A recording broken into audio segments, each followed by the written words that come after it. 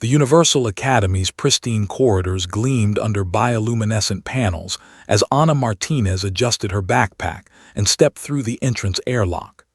At 16 standard years, she stood barely 165 centimeters tall, her dark hair pulled into a simple ponytail, her uniform crisp and unremarkable.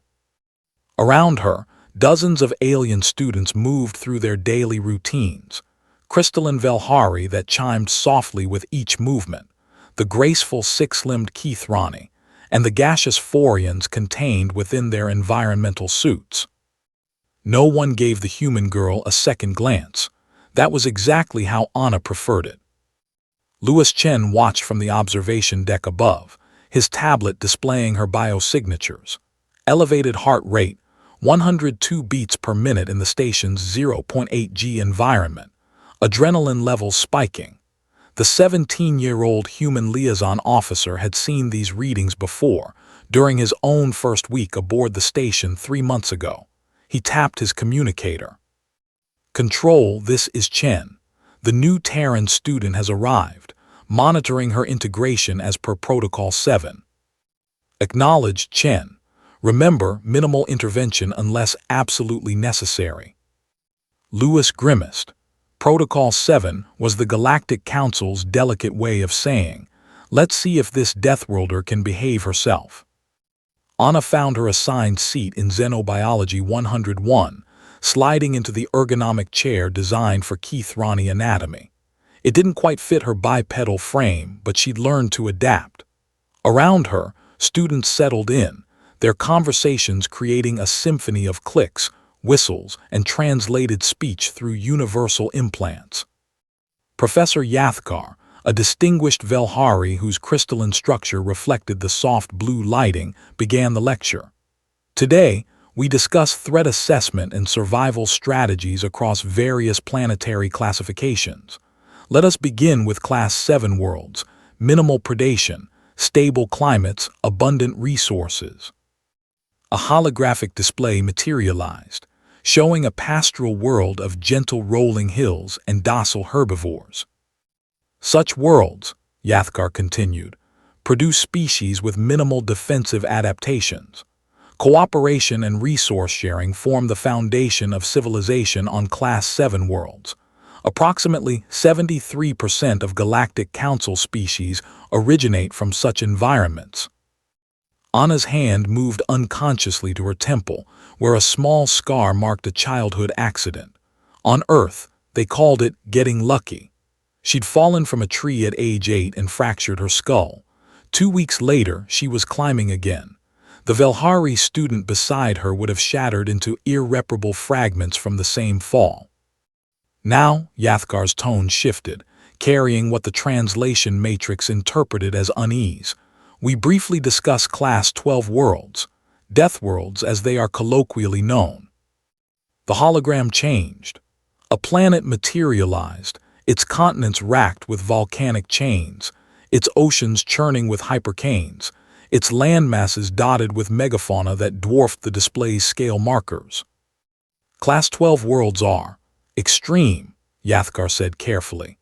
"Gravity between 0.9 and 1.2 standard. Atmospheric oxygen levels that would be toxic to most species. Predation as the dominant evolutionary pressure. These worlds produce organisms designed not merely to survive, but to conquer." A Keithrani student, her voice melodic through the translator, asked, "Professor, how many Class 12 species have achieved spaceflight?" "In our galaxy's recorded history, 1. The word hung in the air like a death sentence. "Humans," Yathkar said, and Ana felt every sensory organ in the room orient toward her.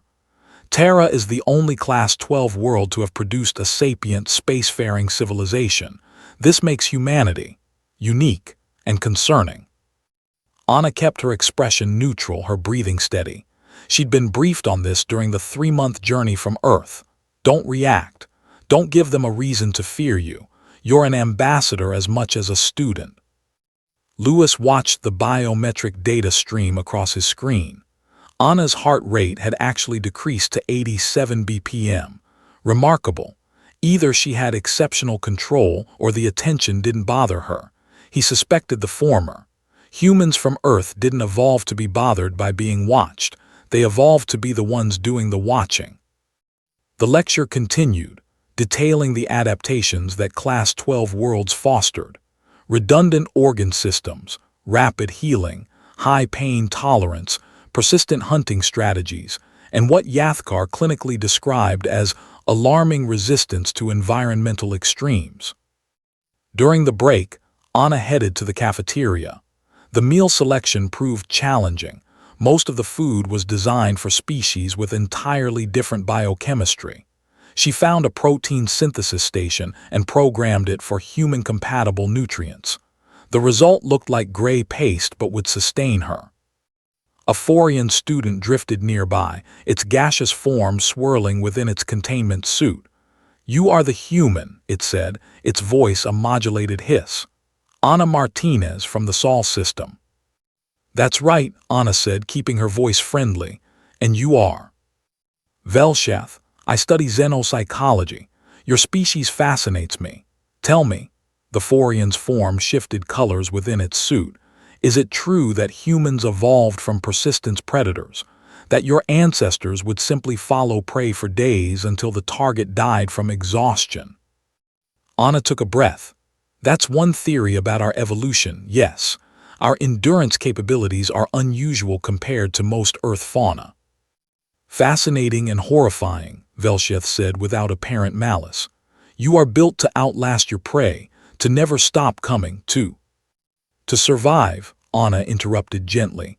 "We're built to survive. That's not the same as being monsters." The Forian pulsed yellow curiosity, according to Anna's cultural database. "I meant no offense, but you must understand, most species here evolved on worlds where cooperation was rewarded, where aggression was minimized. You evolved on a world where everything was trying to kill you. That makes you different." "Different doesn't mean dangerous," Anna said, but even as the words left her mouth, she wondered if she believed them. That night Anna lay in her quarters, a small compartment designed for humanoid physiology, and stared at the artificial stars projected on her ceiling. She thought about the stares, the whispers, the way students gave her extra space in the corridors. She'd been prepared for this intellectually, but experiencing it was different. Her communicator chimed. A message from Lewis, "First day always the hardest. Gets better, mostly. Meet me at Observation Deck C tomorrow 700. Want to show you something." Anna smiled despite herself. At least there was one other human on the station. The next morning, Lewis was waiting with 2 containers of actual coffee, a luxury that cost him a week's stipend to import. "Peace offering," he said, "from one Deathworlder to another." Anna accepted gratefully. "They don't make it easy, do they?" "They're afraid," Lewis said, looking out at the stars. "And fear makes people and various alien species act stupid. But here's what I wanted to show you." He pulled up a holographic display. It showed incident reports from the station over the past 5 years. Fights, assaults, theft, serious violations of station protocols. Notice anything? Anna scanned the data. Humans are barely represented. We make up 2% of the station population, but account for only 0.3% of serious incidents. Exactly. Know why? Because we understand violence in a way they don't. We grew up on a world where everything, whether animals, even the bacteria, could kill us. So we learned control. We learned when to fight and when to walk away. Most species here never needed that lesson. A klaxon blared, drowning out Lewis's next words. The station's emergency alert system activated, bathing the corridors in crimson light. "Hull breach Sector 7, atmosphere venting, emergency bulkheads failing, all personnel evacuate." The announcement cut off abruptly. Lewis's training kicked in instantly. "Sector 7, that's the engineering deck, 32 personnel, mostly Velhari and Keith Ronnie." He was already moving, Anna matching his pace. "They can't survive rapid decompression. Their physiology." I know, Anna said. What's the plan? Plan, Anna. We need to get to the evacuation pods. There are 32 people about to die, Anna said, her voice carrying an edge that made Lewis stop. You said humans understand violence. We also understand something else, endurance, high-pressure situations. We can handle the decompression better than they can. Lewis stared at her for 3 heartbeats, then nodded. Emergency locker 2 sections down, pressure suits, move. They ran. Around them, other students fled toward safe zones, following protocols drilled into them since childhood. Anna and Lewis moved against the crowd, toward the danger, their Deathworld-bred instincts overriding the civilized impulse to flee. The emergency suits were designed for Keithrani, too many limbs, wrong proportions, but they sealed and held pressure. Lewis grabbed emergency respirators, medical supplies, anything portable. Sector 7's blast doors were sealed, warning lights flashing. Lewis accessed the control panel. Pressure differential is extreme. Opening this could kill us. Then we open it fast and seal it faster, Anna said. On 3. Lewis looked at this 16-year-old girl, saw the steel in her eyes, and wondered if maybe the galaxy's fear wasn't entirely misplaced. But it wasn't malice he saw in Anna's expression. It was determination. The same quality that had driven her ancestors to chase prey across continents, to cross oceans on fragile rafts, to look at the stars and decide they were reachable. 3, he said. The doors opened. Atmosphere screamed past them, a hurricane of escaping air. Anna's suit held, her enhanced bone structure and redundant cardiovascular system, gifts from her Deathworld heritage, keeping her conscious while the pressure tried to pull the blood from her body. They pushed through, fighting the wind, their muscles, evolved for a world with 1G gravity, giving them strength no Velhari or Keithrani could match. In the chaos of Sector 7, 32 aliens struggled against the decompression. Anna and Lewis moved with purpose, sealing suit breaches, activating emergency oxygen supplies, dragging injured personnel toward safe zones. Anna found herself carrying a Velhari whose crystalline structure had fractured, cradling the alien like a child, while her human endurance let her function in conditions that should have rendered her unconscious. 20 minutes later, the emergency was contained. Station security arrived to find 2 humans in ill-fitting pressure suits, surrounded by saved lives, barely winded despite the ordeal. The aftermath came quickly. Investigations, reports, medical checks. Anna sat in the debriefing room while a Galactic Council representative, a dignified Keithrani named Suravel, reviewed the incident. You and Mr. Chen violated 17 safety protocols, Suravel said, her translator rendering disapproval clearly. You risked your lives unnecessarily. We saved 32 people, Anna said quietly. You acted on instinct, predatory instinct. You ran toward danger when all rational beings flee from it. This is precisely what concerns the Council about Deathworld species. Anna leaned forward. With respect, Representative, you're wrong. We didn't act on predatory instinct. We acted on human instinct. Yes, we evolved on a world that tried to kill us every day. Yes, that made us tough, made us persistent, made us dangerous if we choose to be. But it also made us something else. And what is that? Survivors who refuse to let others die when we can help.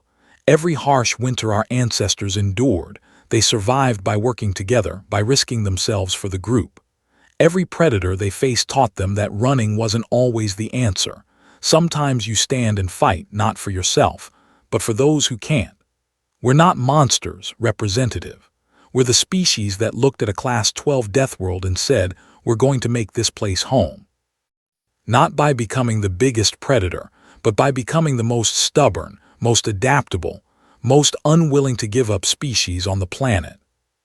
Suravel was silent for a long moment. The Council will review your actions. You are dismissed. A week later, Anna walked into Xenobiology 101 to find the atmosphere had shifted. Students no longer avoided her gaze. The Forian, Velsheth, drifted over immediately. Anna Martinez, it said, its form pulsing a warm amber. I wish to thank you. My research partner was in Sector 7. You saved her life. We did what anyone would do, Anna said. No, Velsheth corrected gently. You did what humans would do. The galaxy has been afraid of your species because we saw only the predator. But perhaps we should have been paying attention to something else, the protector. You are apex predators, yes. But on your world, the successful strategy was not merely to kill, but to cooperate, to form bonds, to defend the tribe. Professor Yathgar began the lecture. And this time, when the discussion turned to Class 12 worlds, the tone was different. I have been forced to reconsider my assessment of Deathworld species, Yathgar said, their crystalline structure resonating with humility. Physical capabilities are only one measure of a species. The question is not what a species can do, but what it chooses to do with those capabilities. Anna caught Lewis's eye across the classroom. He nodded slightly, a smile on his face. That night, Anna sent a message home to Earth, day 8 on the station. Finally starting to feel like I belong. Turns out the galaxy needed to see past the predator to find the person. Still have a long way to go, but I think we're going to be okay. Miss you all. Anna. She looked out her viewport at the stars, those same stars that had called to her ancestors, and smiled. The galaxy was vast and strange and full of beings who had evolved under gentler suns, but perhaps that was okay. Perhaps what the universe needed was a little bit of Deathworld stubbornness, not to conquer, but to remind everyone that survival was worth fighting for, that cooperation could exist alongside strength, and that the most dangerous predators could also be the most loyal friends. Behind her smile, there was indeed a Deathworld predator. But there was also a schoolgirl who just wanted to learn, to explore, to find her place among the stars. The galaxy would learn to see both.